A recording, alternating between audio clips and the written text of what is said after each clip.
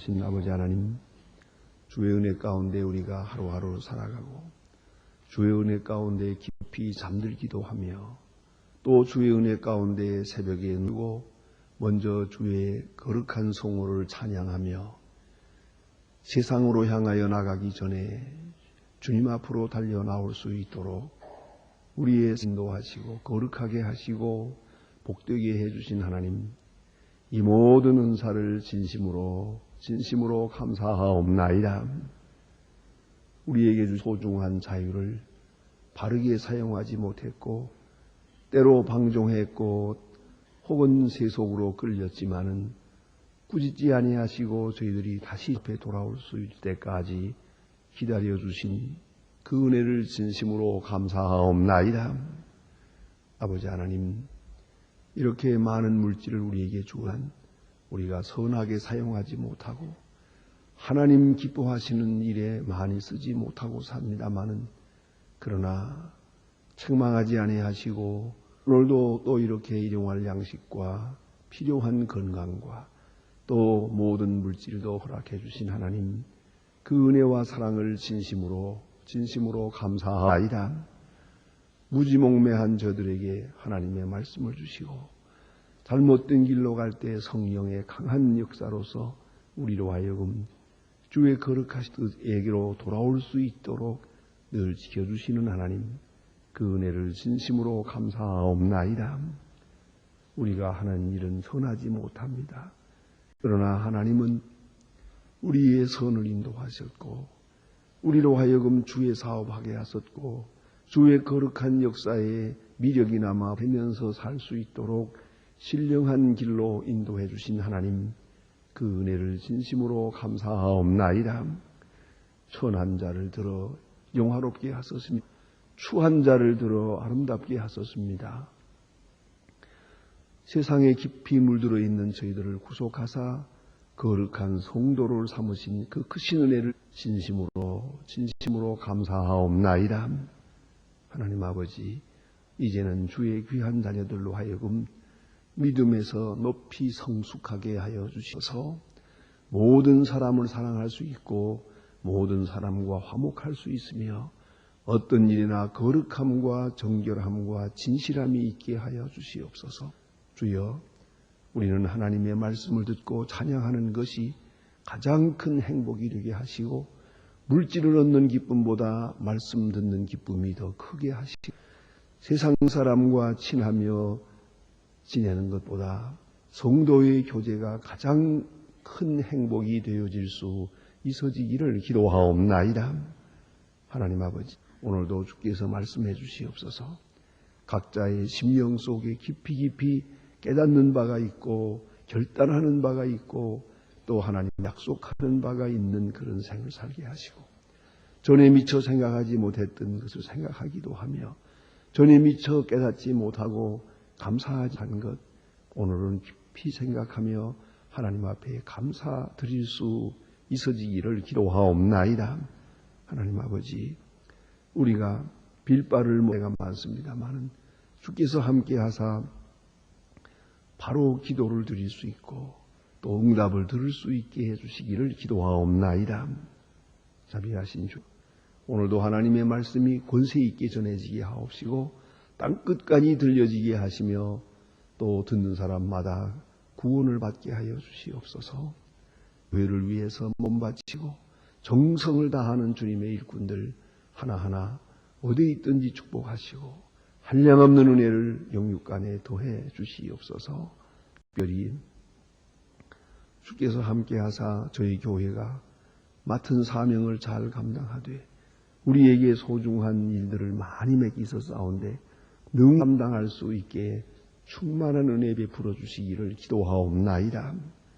은혜로우신 아버지여, 오늘도 이 나라를 돌보아 주시옵소서. 애혁과 또 변혁으로 인해서 그리고 구조 조정이나 모든 일로 인하여 지금 많이 시달리고 있습니다. 언제까지 이런 변동이 극한 상황이 지속될 것인지 알 수 없으나 하나님이여, 지도자들에게 지혜와 총명을 주시고 대통령에게 건강과 총명을 주시옵소서. 하나님, 이 민족의 결의를 바른 길로 인도할 수 있도록 도와주시며 요소요소에 세워주신 주님의 일꾼들에게 오늘도 권세와 능력을 더해 주시옵소서. 하나님 아버지, 이제 우리 국민은 서로 사랑하며 화합하고 그리고 서로 아끼면서 하나님의 뜻을 이루게 하시고 폭력이나 법이나 혹은 이런 일들이 다시는 있어지지 않게 해주시기를 기도하옵나이다. 원하오니 저 북녘 땅 자유를 주시고 굶어 죽어가는 어린이들을 돌보아 주시고 그 고통과 억압에서 속히 건져 주시옵소서. 우리가 저들을 위해서 해야 할 도리를 다하게 하시고 확실하게 그리스도의 사랑을 전하는 역사가 있어지기를 기도하옵나이다. 해외에 있든지 여행 중에 있든지 군문에 나가 있는 분들, 또 공부하는 젊은이들이나 그리고 병중에 있는 분들, 슬픔을 당한 가정들이나 실직자들 하나하나 다 돌보아 주시옵소서. 가정의 평강을 더하시고 하늘의 축복이 이 땅에 있게 하시고 오늘도 더욱더 주의 은혜에 깊이 감사하는 은혜의 날들이 되게 하여 주시며 오늘 교행하는 행사나 그 모든 일들 가운데 주님의 영광만 드러나게 하여 주시옵소서. 주 예수 그리스도의 이름으로 기도드립니다. 아멘. 하나님의 말씀 계속해서 시편 133편 보겠습니다. 시편 133편입니다. 1절로 3절입니다. 네, 시편 133편 1절로 3절. 지금 다 같이 한 목소리로 봉독하시겠습니다. 형제가 연합하여 동거함이 어찌 그리 아름다운고 머리에 있는 보배로운 기름이 아론의 수염에 그 옷가락까지 내림 같고 헐몬에 있으리 그 사람들의 내림 같도다. 거기서 여호와께서 복을 명하시나니 곧 영생이로다. 아멘. 오늘 역시 다윗의 시이며 그리고 성전에 올라가는 노래, 즉 순례자의 노래를 보게 됩니다. 이는 아주 화목을 이제 찬양하는 내용으로서 아주 유명한 시입니다. 그래서 화평을 말할 때마다 또 특별히 가정의 화평을 말할 때 이 본문을 읽게 됩니다. 형제가 연합하여 동거함이 어찌 그리 선하고 아름다운고. 아주 그 화평의 아름다움을 높이 찬양하는 내용입니다. 역시 이 성전에 올라가면서 부르는 노래입니다. 성전에 올라갈 때에 과거에 베푸신 은혜, 오늘 우리에게 주신 모든 은혜 생각하고 감사하죠. 또 하나님의 전에 들어가서 하나님의 영광을 찬양하겠죠. 그 하나님의 전에 가까이 가면서 들어가는 사람의 마음속에 꼭 있을 것이 화평입니다. 그래서 이 노래를 부르는 겁니다. 형제가 동거함이 얼마나 아름다운고. 화목에 대해서 특별히 예배 관련하여 예수님께서 강한 말씀을 하신 일이 있습니다. 너희가 하나님 앞에 나와 제물을 드릴 때, 제사하려고 할 때 누구와 한 것이 생각이 나거든. 제물을 제단 앞에 두고 그 점을 생각해야 됩니다. 제단 앞에 두고 가서 화목하고 다시 와서 예물을 드리라 그랬습니다. 우리가 어찌 생각하면 예물을 드리면 화평이 오겠지. 예물을 드리면 화목하지 못한 죄도 용서받겠지. 제사를 잘 드리면 화평의 역사가 이루어질 게 아니냐. 그런 생각을 합니다. 그러나 이거 순서가 바뀝니다. 화평이 있어야 예배가 하나님 앞에 상달하는 것이옵니다. 화목함이 없이 기도하고 예배하고 아주 귀한 것으로 하나님 앞에 제사를 드리더라도 그 제사가 의미가 없는 것이에요. 그걸 잊지 말아야 합니다. 그런 거로 언제든지 이 화평이나 또 형제간의 화해라고 하는 것이 하나님 앞에 얼마나 아름답고 또 이 절대적 요소, 하나님께 나아가는 데 있어서 절대적 요소라는 걸 잊지 말아야 됩니다. 그래서 하나님 앞에 나아갈 때 적어도 우리는 화평과 그것은 절대적인 것이요. 이것이 없이는 절대로 하나님을 볼 수가 없습니다. 그 점을 생각해야 합니다. 이 다윗이 이렇게 말하게 되는 데는 여러 가지 의미가 있는 줄 압니다. 그는 그 왕으로 면서 많은 자식을 낳았습니다. 그리고 아내도 여럿이었습니다. 그 결과로 이 형제들 간에 화해했습니다. 형제 간에 화해하지 못함으로써 형제가 형제를 죽이고요.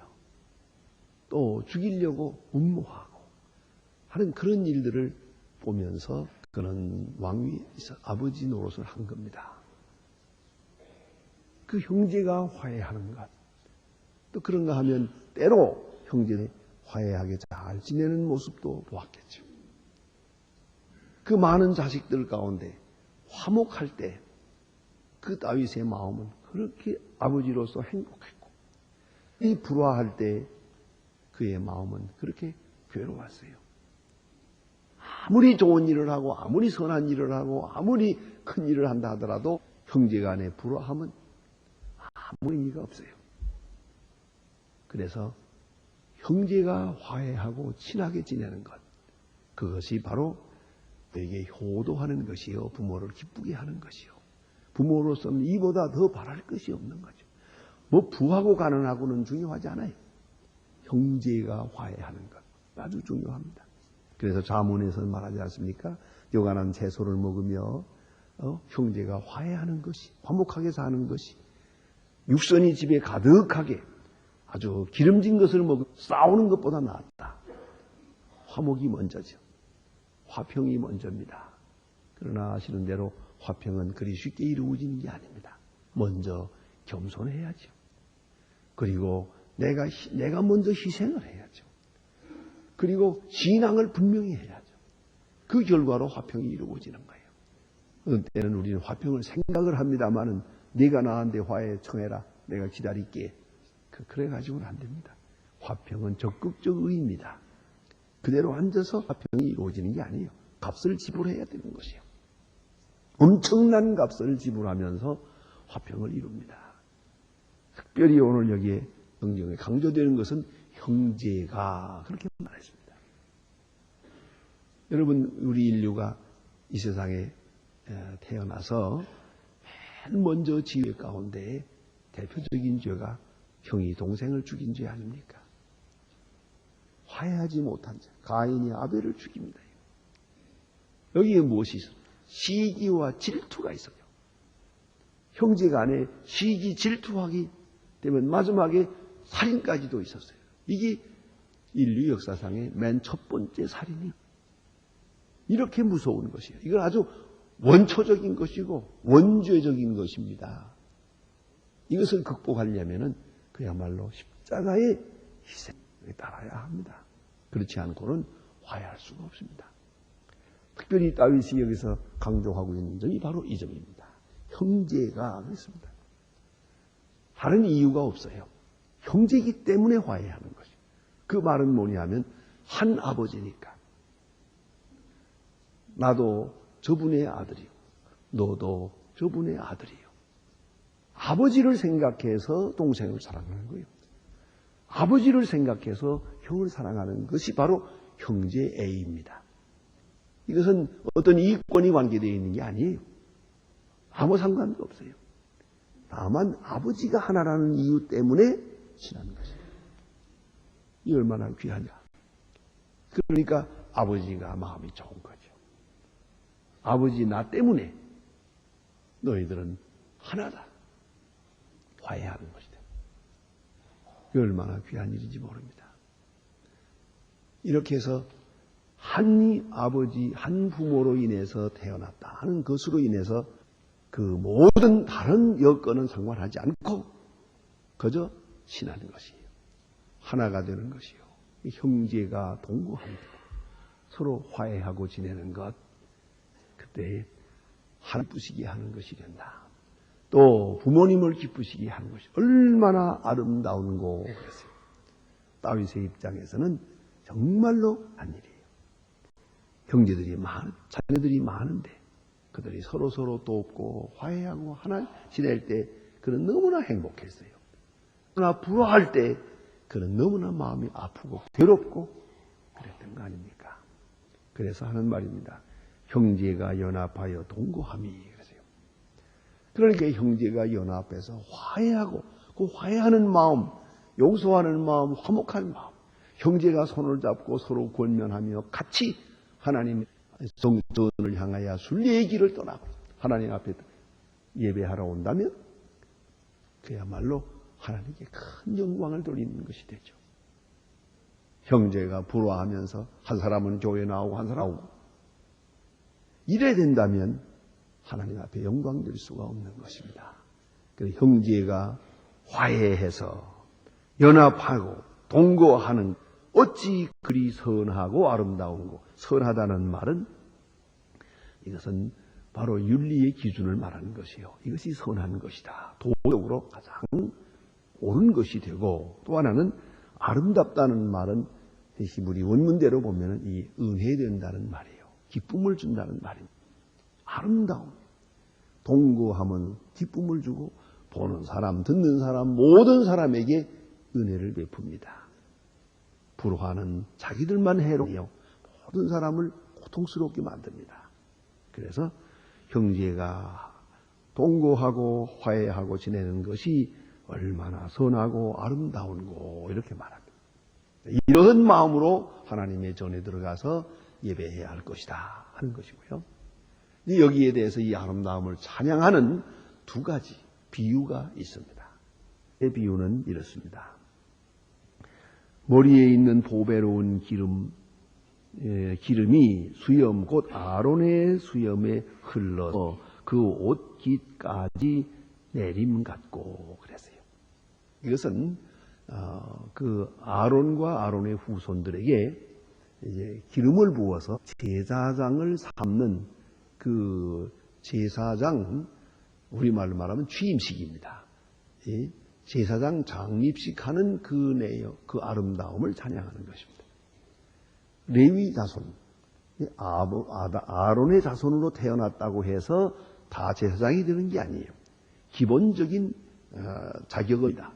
그러나 그 다음에 물론 건강해야 되고 또 그 나이가 30이 돼야 되고 여러 가지 그 갖춰야 될 자격이 있습니다.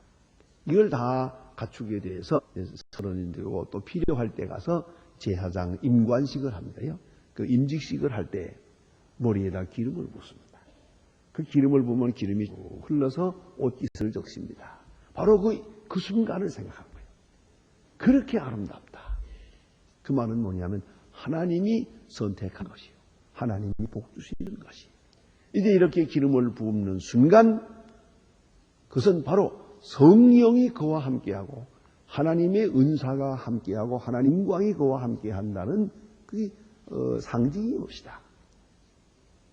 그래서 하나님의 제사장으로 하나님께 예배하는 대표적으로 백성을 대신해서 하나님 앞에 예배하고 제사하는 대표자로 기름 붓는 것이에요.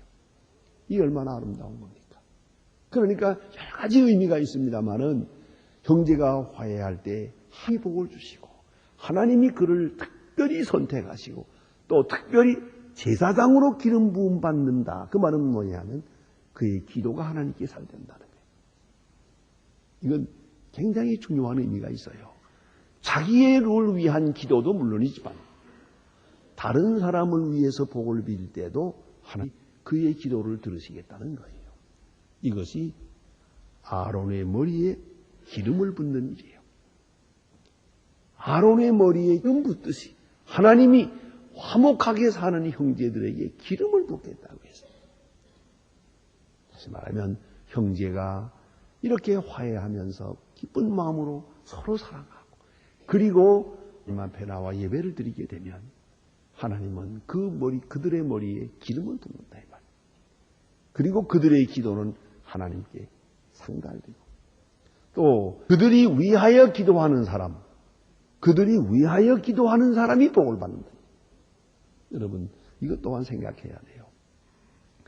네, 나를 위해서 기도해서 응답받기도 하지만 내가 하나님 앞에 사랑을 많이 받는 자 될 때는 내가 위해서 기도하는 사람이 복을 받는다. 그걸 잊지 말아야 돼요. 그런 사람, 그런 복의 근원이 되는 것이죠. 이 얼마나 귀한 일입니까? 이보다도 귀한 일이죠. 그래서 형제가 화목하게 동거하는 것을 이렇게 높이 찬양하고 있어요. 아론의 머리에 기름을 부어서 그 하나님의 영광된 제사장으로 임직할 때 그 기름이 쭉 흘러서 옷깃을 적시는 것 같이 그러한 영광, 그러한 축복이 그 형제에게 있다. 그런 말입니다. 그러니까 그의 기도를 들으시고 그를 선택하시고 하나님은 그를 통하여 만성에게 복을 주시겠다는 뜻이에요. 너무너무 귀한 얘기 아닙니까? 그를 통해서 그의 기도를 들으시고 이 화목한 자의 이 사람의 기도를 들으시고 하나님께서 은혜 주시겠다는 것이죠. 그 이스라엘 사람들의 전설에 나오는 이야기가 있습니다. 그것은 예루살렘 성전이 지어진 곳이 있지 않습니까? 예루살렘 성전이 지어진 그 자리는 전설에 두 가지 전설이 하나 있어요. 하나는 옛날에 이삭이 아브라함이 이삭님 앞에 드리던 바로 그곳이다. 그렇게 해서 바로 이 자리에다가 성전을 지었다 하는 얘기가 있고, 또 하나의 전설이 있습니다. 그것은 어떤 날 형제가 같이 살았는데 이제 같이 농사를 지었어요. 밀리 농사를 지었는데 농사를 수를 해가지고 다 이렇게 단을 쌓아놓았어요. 그런데 동생은 아직 장가를 가지 않았고 형은 장가를 가서 식구가 많아요. 그런 생각에 나는 혼자 사니까 이렇게 많은 것이 필요 없고 형님은 식구가 많으니까 양식을 많이 필요로 할 거라 생각해서 밤에 몰래 나가서 자기의 그 낯가리 이렇게 쌓아놓은 그걸 갖다가 곡식을 형님의 낯가리에다 옮겨놨어요. 밤새껏 옮겨놨어요. 원 형대로 생각하기를 나는 식구들과 같이 잘 지내는데 동생은 혼자 지내니 얼마나 외로우냐. 그러니까 동생이 더 많이 가져야 될 거다. 그 장가도 가야겠고. 그래서 또 옮겨놨어요. 근데 그 시차가 있어서 서로 못 봤어요. 아침에 나가보니까 그대로 있어요. 그 다음날 또 가서 했어요. 형은 형대로 동생은 동생대로 옮겨놓고 그대로 있어요. 그렇게 하다가 그만 시간이 같은 시간에 하게 돼서 그만 딱 마주쳤어요. 너 누구냐 하고 깜깜한 밤으로 마주치고 보니까 형과 동생이 서로 끌어안고 울었어요. 너무너무 사랑스럽고 아름다웠어요. 이보다 더 좋은 장소가 없다. 거기에다 예루살렘 성전을 지었다는 그 전설이에요. 화목은 이렇게 아름다운 것이에요. 화평하는 것. 그러니까 오늘 여긴 대로 아론의 수염에 흘러내리는 기름과 같다. 이 하나님이 그저 복을 주시는 거예요. 또 그를 통해서 모든 사람에게 복을 주신다.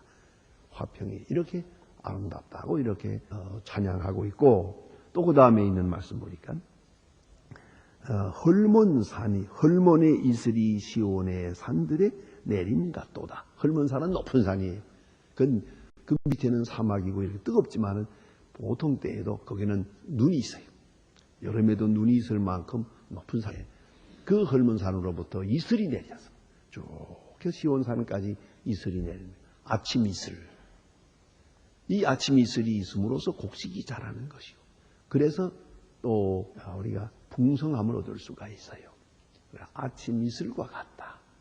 그래서 우리에게 곡식을 주는 시원함을 주고 양식을 주고 넉넉함은 바로 그거예요. 이 이슬이 끝나면 이스라엘은 농사가 안 되는 거예요.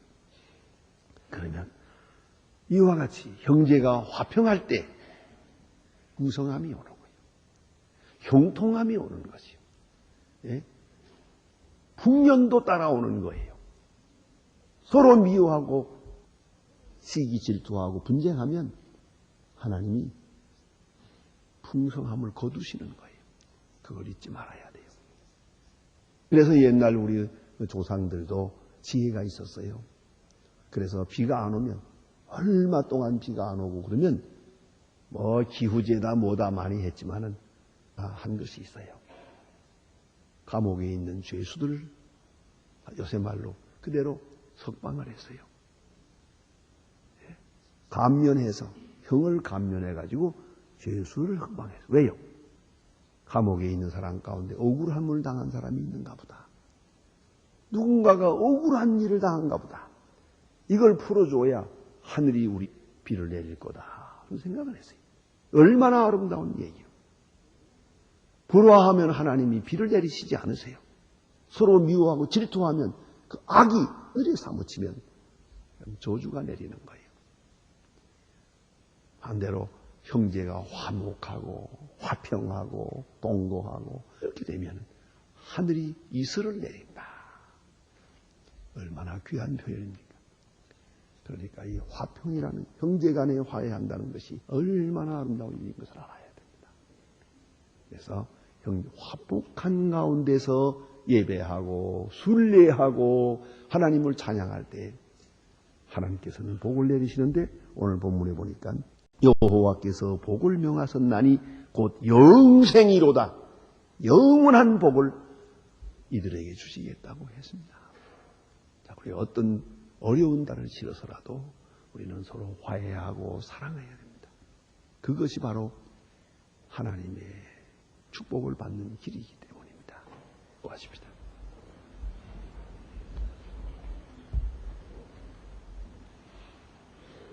하늘에 계신 우리 아버지시여, 이름이 거룩히 여김을 받으시오며 나라의 마옵시며 뜻이 하늘에서 이루은 것 같이 땅에서도 이루어지. 오늘날 우리에게 일용할 양식을 주옵시고 우리가 우리에게 죄 지은 자를 사하여 준 것 같이 우리 죄를 사하여 주옵시고 우리를 시험에 들게 하지 마옵소서. 다만 악에서 구하옵소서. 나라와 권세와 영광이 아버지께 영원히 있사옵나이다. 아멘.